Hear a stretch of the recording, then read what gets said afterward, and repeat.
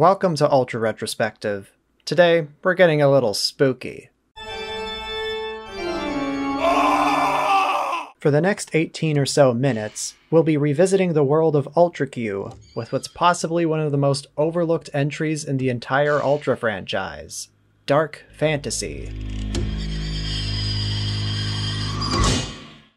A collaboration between Tsuburaya Productions and Tsuburaya Aizo, a separate company founded in 1989 by the blood-related Akira Tsuburaya, dark fantasy had a run lasting 26 episodes in 2004.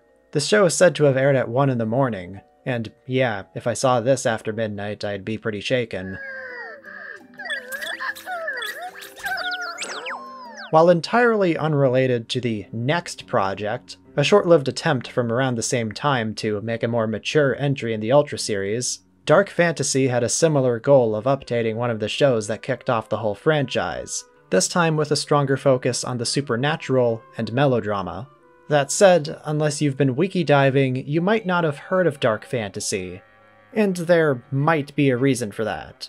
The entire series was re-released on DVD in Japan once, which is how I'm able to show you footage from it. And it wasn't included in the recent North American Mill Creek deal since it was a co-production and not something Supro owned in its entirety. It's not unreasonable for it to get a new release, but complications over it being a co-production resulted in Supro suing Tsuburaya Aizo for not footing the bill on the show's budget.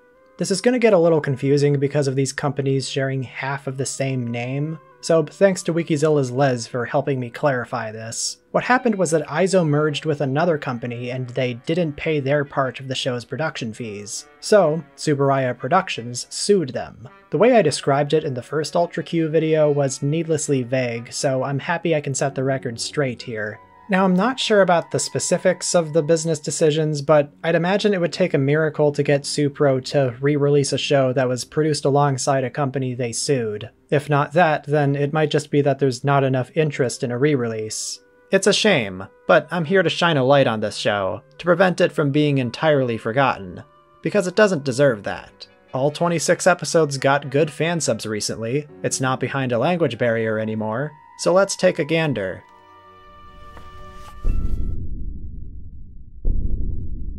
DF might be a successor, but it's not a direct sequel. Elements and entire episodes of it are deliberately paying homage to the original, but it very much takes place in its own universe. Unlike the original, which focused on a trio of characters, this show mostly follows two, the lazy Goichi and the more ambitious Ryo. Like Yuriko, they're reporters who stumble upon and investigate supernatural phenomena. Instead of a newspaper, they're working for a magazine. So on top of all the cell phones, that's another way this show updated the formula for the fresh new year of 2004. There's also this scientist named Taito, and he appears less often. His characterization is about as flexible as the show's tone, either taking himself dead seriously or doing stuff like this. Like the original, dark fantasy only has minor continuity between episodes. It's also a little more comfortable with letting incidents be completely separate from the central cast, so in a handful of episodes, Goichi and Ryo don't even show up. Which is okay, because as characters, they're completely and utterly fine. I can do with or without them. Goichi being more of a loser is a little different than the boring, clean-cut character Kenji Sahara played in the original. Ryo is decent, but other than that, these two are very much just intended to be vehicles for the audience to view the story, whether you like them or not. In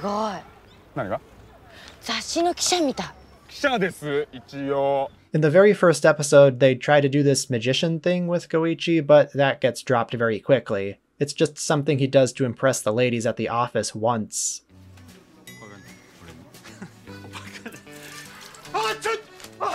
Stories range from good old-fashioned spooky gaslighting to, very rarely, monster attacks. Yeah, that's kind of the big, scary, divisive thing hanging over dark fantasy. Out of the show's 26 episodes, only 4 feature something approaching what could be considered a daikaiju, which is honestly a little disappointing. There are more if you count the wacky, human-sized creatures. I do. But yeah, that's all you're getting. I'd imagine this is mostly a budget thing since the show is already struggling to show the giant monsters it does have, though it is worth noting that this series began with the intent of replicating the tone of recent J-horror, which was getting pretty big around the time.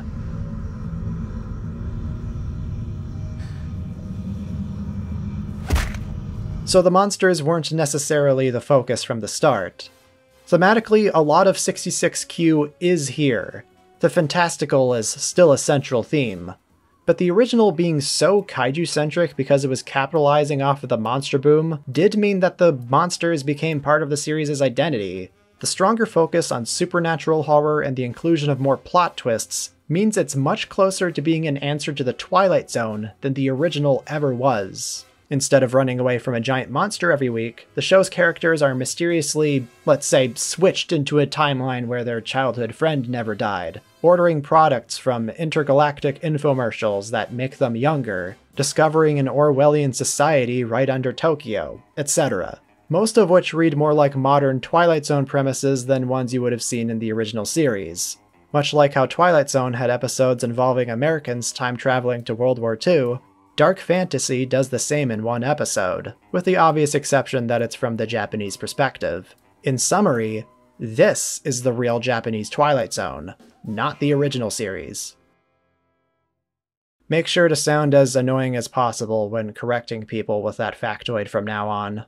I've never actually seen The X-Files, but I'd imagine that this resembles that more now since that show did actually air by the time this one came out. I like to think I've seen everything from horror, but some of these episodes can get pretty unsettling in both premise and execution. Some of it can be laughable too, but that's besides the point.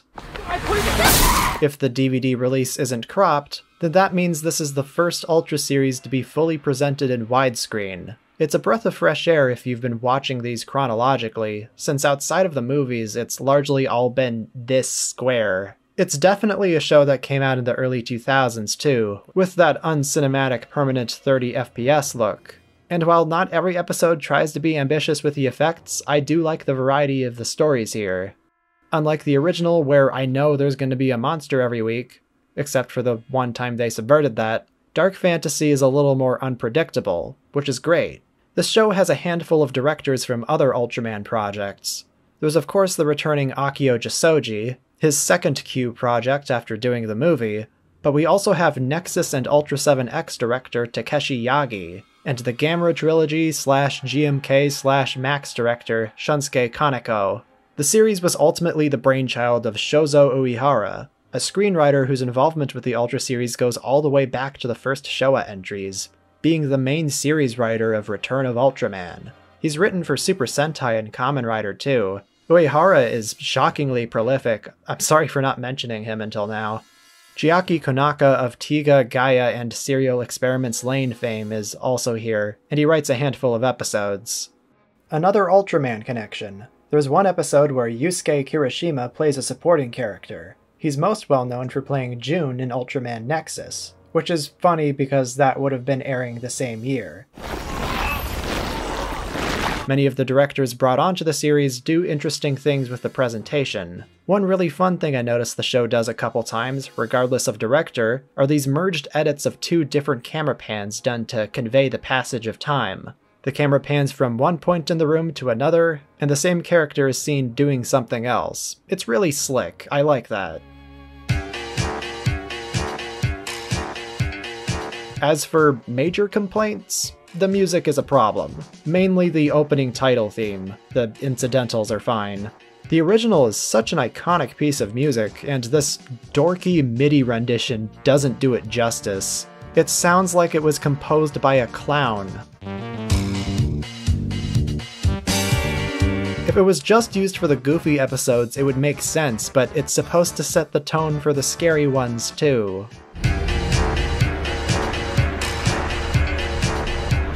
Human nature and the imagination is a recurring theme here.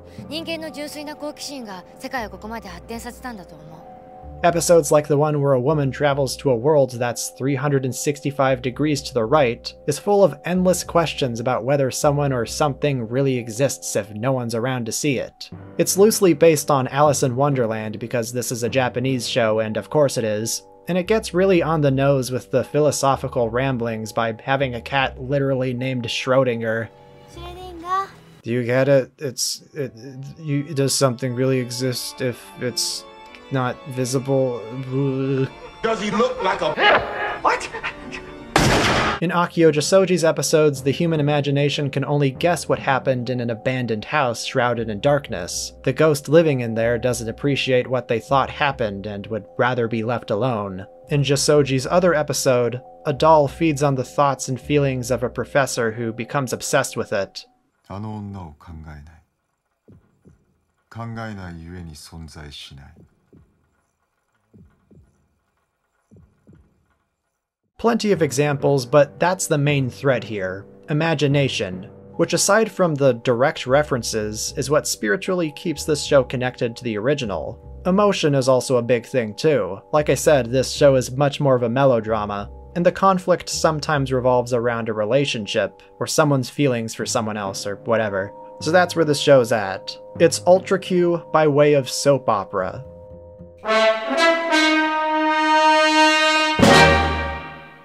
Dark Fantasy opens on a really odd note. Despite being the arguably darker series, it kicks off with this really goofy episode about the mass production of these Garamon-inspired toys called Gara Q, including an off-brand Garamon the show calls Garagon. Yeah, that's the recurring theme here. They bring back monsters from the original show but with different names. Instead of Kanegon, it's Kanegonu.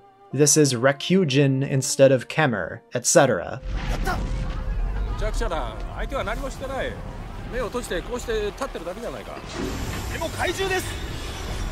Japan's always been really good about producing memorable corporate mascot characters, so an episode where that gets weaponized as a monster is really clever.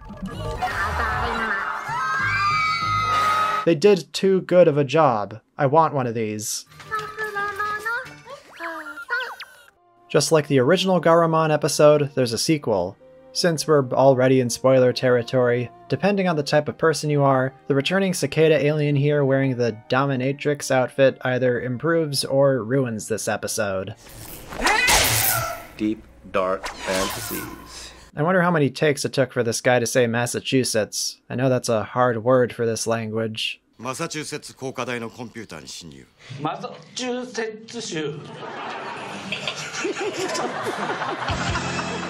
There's this really surreal story that acts as a spiritual successor to Ultra Q's Kanegon episode. It's not a Jisoji joint, but it certainly has the feel of one of his Showa outings with the wide-angle lenses and whatnot. The episode takes place in the 21st century, but the fashion of the characters is weirdly retro. It's a throwback without literally being one. It adds to the surrealism. Though the episode doesn't forget to have a heart, an emotional core.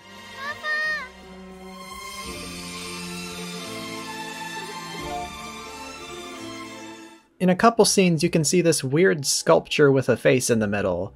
This is actually an art piece featured at Expo 1970 titled Tower of the Sun, designed by Japanese artist Taro Okamoto. It was funded by Tsuburaya Productions themselves, so it's been referenced numerous times throughout the Ultra series. Mentioning Okamoto means I would be a moron to not mention that Taro Man exists, but that probably deserves its own video. Anyways, speaking of Jisoji adjacent episodes, the actual Akio Jisoji is backed to direct 2 of them. Wide-angle lensed shots, this smeary, dreamy effect he used for his Tiga episodes, cuts accompanied by a ding. When you watch an episode from this director, he makes sure you know it's from him, and there's a comfort in that style, for me, despite its intent to be as discomforting as possible.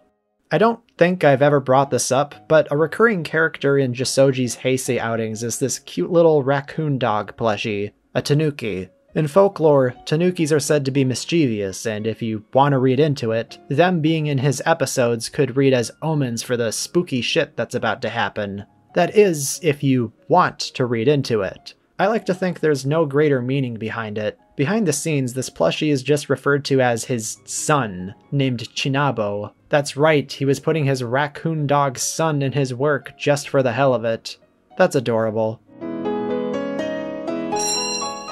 One really nice kaiju-less episode is this one about these two guys down on their luck. One of them is a dad with anger issues looking for a job, and the other is a dropout looking for another chance at life. Both of them have another chance thanks to a magical miniature boat. There's no monster, barely anything supernatural except for a tiny boat and a twist ending, but it's a nice story about two strangers realizing what they have in common and what they can do to improve. It's well written, and they both end up doing something that feels like something they could have done without a spooky intervention. If it had extra scenes and a more cinematic presentation, this feels like something Spielberg would make. 人は一生のうちで何度か人生をやり直しているぞと感じることがあります。そんな時にはほんのちょっとした偶然も人の心を幸福にすることがあるのです。Another great kaiju-less story is this one about a salaryman getting mailed puzzle pieces that create a picture of a woman, her body slowly taking form the closer it gets to completion. It's kind of funny when her foot is all that's there, but it's genuinely unsettling when she's walking around with no head.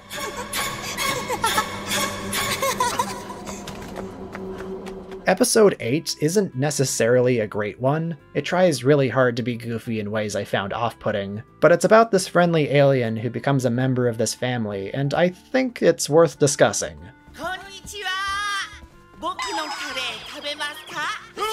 If you subscribe to the meta reading that the aliens of the Ultra series are meant to stand in for foreigners, personally, I think there is some truth to that, but I've purposefully avoided a deeper discussion because I don't think I'm equipped to talk about it on my goofy Ultraman review show. Then an episode that ends with an alien being considered part of a family could represent how foreign relations have improved.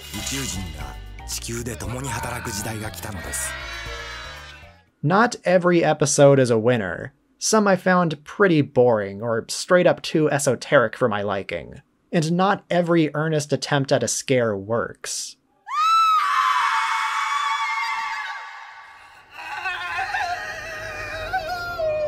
But there is a lot about dark fantasy that makes it worth seeing if you're a fan of anthology shows. Hell, not every episode being good comes with the format. Sometimes you get gold and sometimes you get garbage. Yes! But yeah, dark fantasy's not bad at all. It's a perfectly decent anthology series, and if you're looking to scratch that itch, then this might do it for you. My gut reaction to it was that it wasn't a great follow-up to the original because it's barely got the kaiju stuff that made the original stand out among other anthology shows, but it delivers on the creepy vibes and creativity enough to be compelling in its own right. It may be visibly cheaper, but its highs make it worth it. If anything, I think this is more interesting than the original series, because its episodes have much more going on and subvert expectations in cool ways. Again, not every episode's a winner, but you gotta take what you can get. There's an airplane passing overhead. If you're looking for more of the creativity that made the original Ultra Q so much fun, give dark fantasy a chance. I like it. Here are my episode recommendations. As for Neo Ultra Q, maybe next year. Happy Halloween, everyone!